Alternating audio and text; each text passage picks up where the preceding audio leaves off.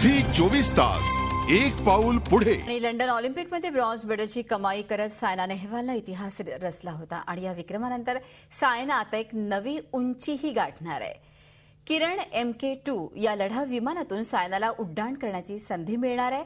यामुळे हवाई दलाकडून सन्मान मिळाल्यानं सायना सचिन तेंडुलकर आणि महेंद्रसिंग धोनी यांच्या पंक्तीत जाऊन बसली आहे।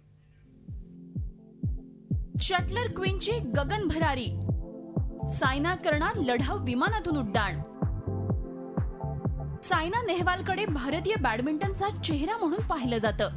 आपल्या शानदार कामगिरीनं तिनं बॅडमिंटन विश्वात आपली वेगळी ओळख निर्माण केली आहे।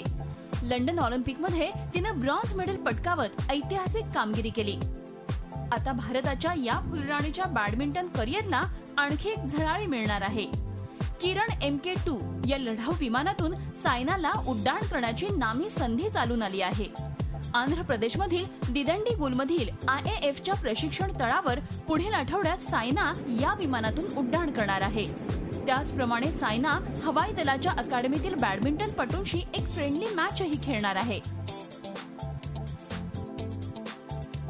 देशाची सेवा करताना आपलं लक्ष्य गाठण्यासाठी किती कठोर मेहनत घ्यावी लागते याची प्रेरणा IAFच्या कॅडेट्सना देण्यासाठी सायनाला बोलावण्यात आल्याचीही चर्चा आहे।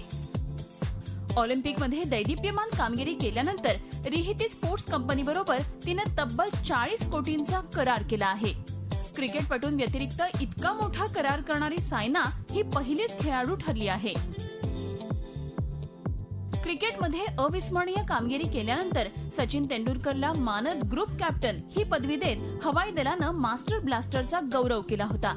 तर तब्बल 28 वर्षांनंतर पुन्हा एकदा भारताला वर्ल्ड कप जिंकून देणाऱ्या कॅप्टन महेंद्रसिंग धोनीलाही कॅप्टन ही मानद पदवी देण्यात आली होती।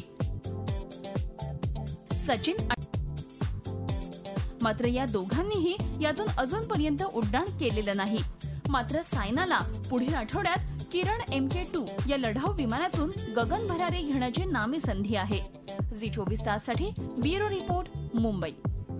झी 24 तास एक पाऊल पुढे।